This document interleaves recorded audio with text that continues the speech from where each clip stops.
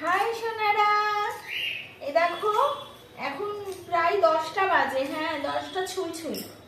আর আমি এই যে রেডি, মানে রেডি বলতে আমি রেডি হইনি, মানে এই যে জিনিসপত্র কাটছি, সব গোছাচ্ছি। ঠিক আছে, আমার এখনো স্নান হয়নি, কারণ এখন স্নান করতে গেলে না আমার এখন অনেকটা লেট হয়ে যাবে, এদিকে রান্নাবান্নার কাজে লেট হয়ে যাবে।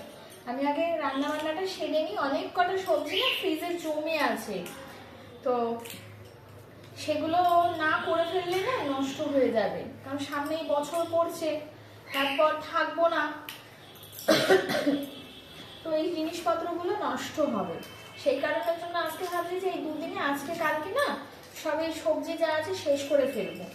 সেই কারণের জন্য আগেই রান্নাবান্নার জোগাড় করছি। আজকে অনেক কটা সবজি বানাবো।